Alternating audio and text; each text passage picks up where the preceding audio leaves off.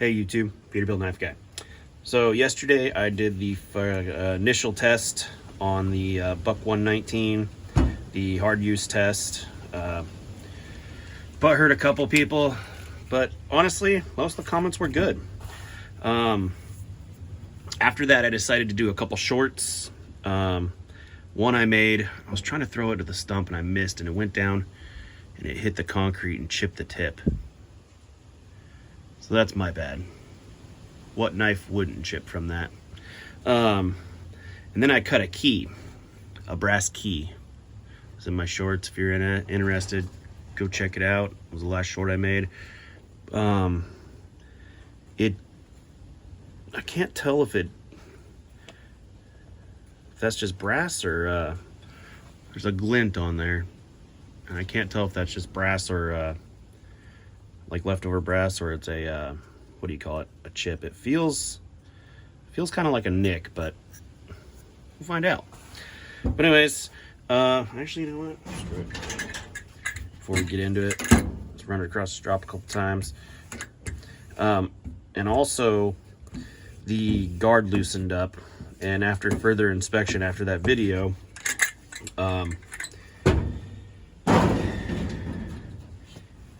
you can actually, it's gonna be hard to do this on film, but can you see that right there and right there? I can push this guard back and forth. That's no bueno. Same thing with the top guard too. That is poor fitment issue. It is not hard to fit a guard onto a knife to where it will not do that. Even if it loosened up and wobbled, it shouldn't have any side to side play. You can even see right there where it pushes back and forth. No bueno in my opinion. Typically knife guards, you beat them hard enough, they will loosen up. Trailmasters have loosened up. What else have I had that had a guard that loosened up? But it's not uncommon, because there's really not much mechanical holding this on other than the fitment. So partially, like, I'd expect it to loosen this way, but honestly this wouldn't be loose at all if this had better fitment this way. There should be no side to side play in there. That's just Buck's laziness, overdoing that that hole where the tang goes through, and filling it with epoxy or whatever they do. So bad on Buck on that one. But anyways, it's getting into 3 minutes here. Let's get to finishing this testing. All right, no stump of truth yet. We got the bucket we're gonna stab, and I did kind of strop it. You've seen that in the last part. Whatever it is, it don't really affect the edge at all. So I'm thinking it's just a piece of leftover brass, whatever glint it is, because it's not even, I mean, you could feel just a slight right there hiccup on the paper, but other than that, pretty damn good. I gotta say, it's held up all right. Sorry about that, interrupted by my kid. So anyways, let's do some stabbing and penetration tests. Old lunchbox I'm chucking, I have like 5 of them, so let's do some tip penetration tests. She went through.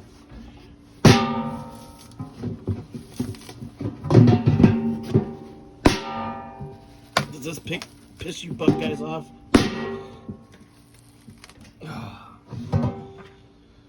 Really gonna try to torque this handle today.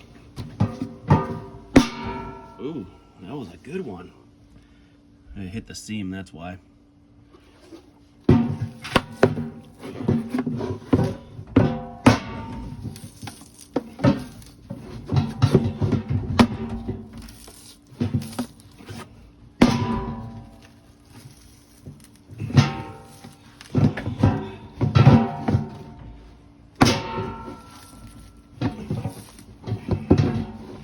Anybody want to buy a lunchbox? I don't think there's any insulation in that one. Oh yeah, there is.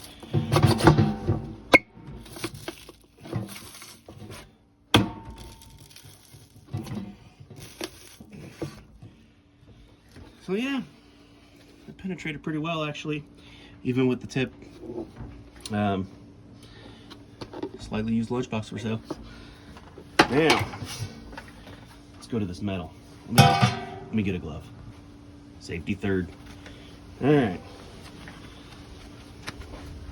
Let's do this here.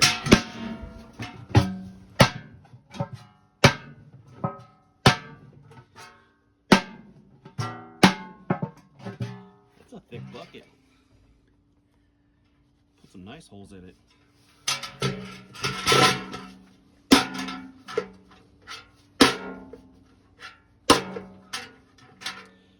Not bad. Not bad. Check out that tip. That chip out is from hitting the concrete, not from the bucket. Let's see the tip's edge retention now. Wow. Honestly, a little shocked still.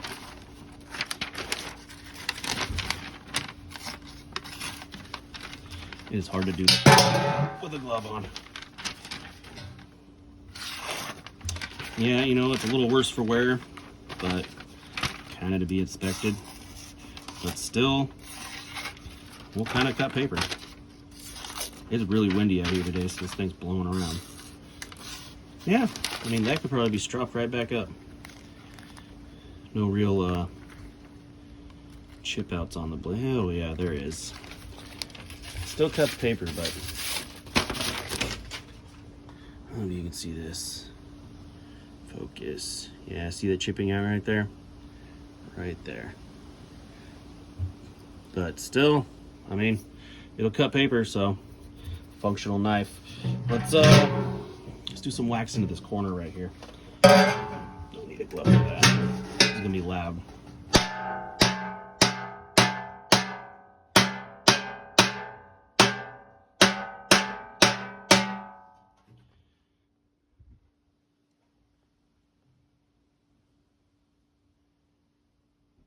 Boogered the blade up quite a bit.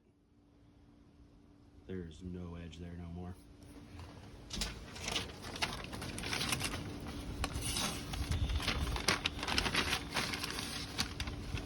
Man, this wind sucks today.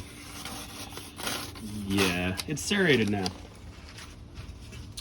Alright, let me go get the stump of truth. Alright, stump of truth. Let's do some more batoning.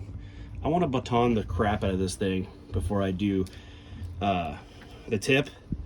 I'm gonna put the tip in there and pry it back and forth, and it's probably gonna snap. So I want to do some batoning, more batoning first. I just want to beat the living shit out of this thing and see where it stands. You know what? We don't even need to stop today. Right there on the ground. Let's go.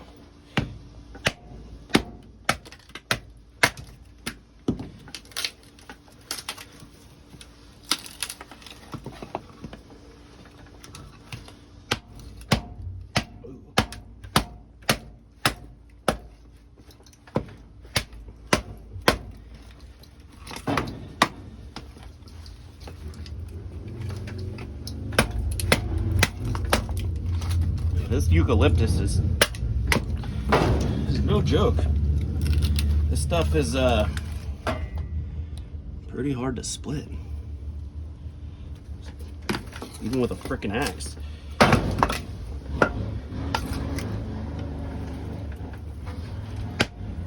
You know, I want to put some real pressure on that spine, or not the spine, the tang.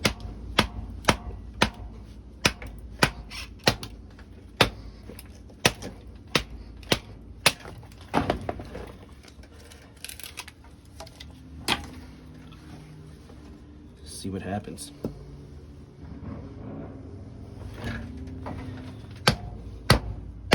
Oh yeah. Feel it binding up in there. Whew. She is stuck. It's cutting through the grains. You can feel the vibration on the handle. This handle vibrates a little bit.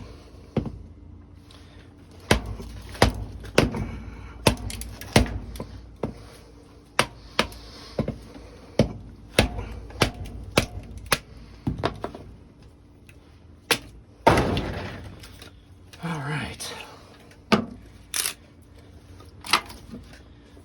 Check the knife. It tightened. Oh no, I was gonna say tightened itself back up. Nothing new. Let's see here. We have another piece. We have another piece. Nice naughty piece. It's naughty. Is that a knot? Yeah, it's a knot.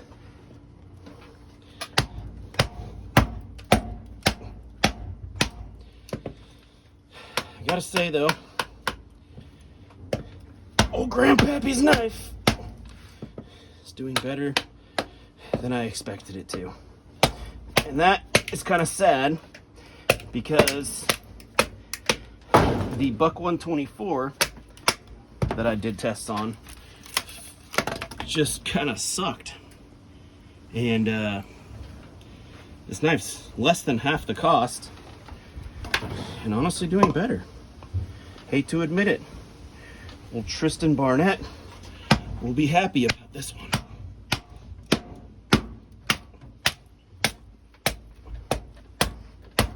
Oh yeah, there's the knot. There's the knot. Oh. Right through that knot.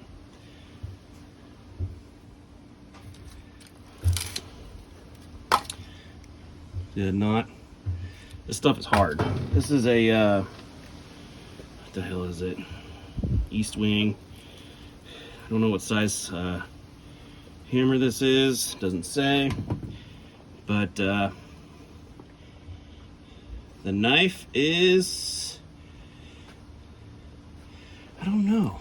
Does it look a little off to you? If it'll focus.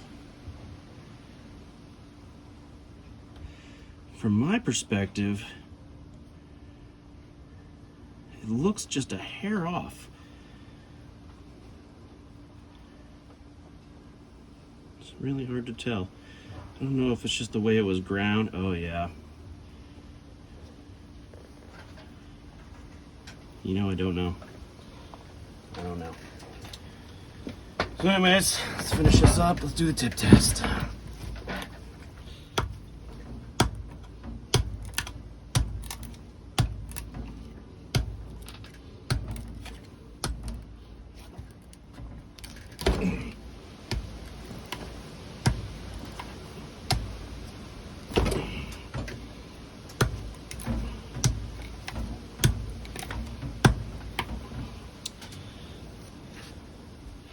It has bent. The tip is bent. But it's still technically a knife. Well, you can see that, but the tip has now bent. Let's see if we can bend it back.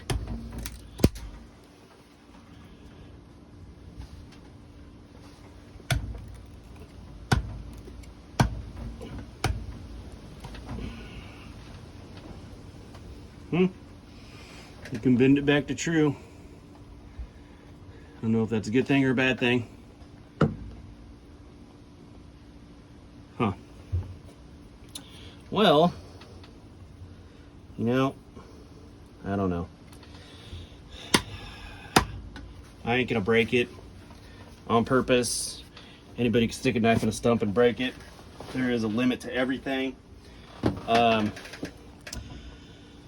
What I'll probably end up doing is sending this to a friend and letting him have his way with it. And yeah, see what he does. Maybe put a new handle, maybe fix it, who knows. But I hate to admit it, the Buck has held up a lot better than I thought it would. The loose guard is, you know, it's a quality control issue, but it's not a a knife issue. This wouldn't be a problem if they would have done better slotting for their tang, but I gotta say, I hate to admit it, I ain't a buck fanboy, and I'm never gonna be, but you know, the results speak for themselves. It can handle a lot. The Buck 119 is actually a pretty robust knife for being a stick tang knife. Would I still trust it? No, I would still prefer a full tang, you know. This is just light abuse, but if you were out for months trying to do this, I mean, how long would it actually handle something like that? Is it going to handle a lifetime of abuse, or is it just going to handle the couple, you know, hour that I did of it myself? So let me know what you think in the comments. Grandpappy's knife handled the abuse. Thanks for watching.